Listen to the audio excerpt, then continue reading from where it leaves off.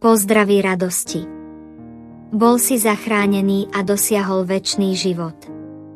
Áno, potrebuješ byť zachránený a si správna osoba, ktorá má počuť túto správu.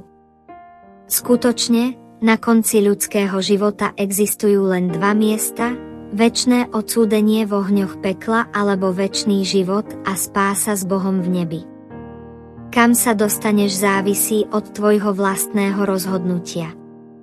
Ak si vyberieš byť zachránený a mať večný život s Bohom, je len jediná cesta, veriť v Pána Ježiša a prijať ho ako svojho Pána a Spasiteľa.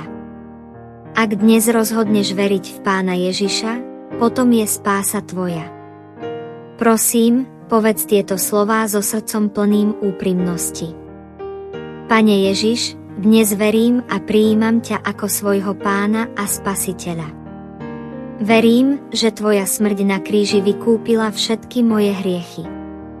Vstúp do môjho srdca a viedz môj život na tvojej spravodlivej ceste. Amen.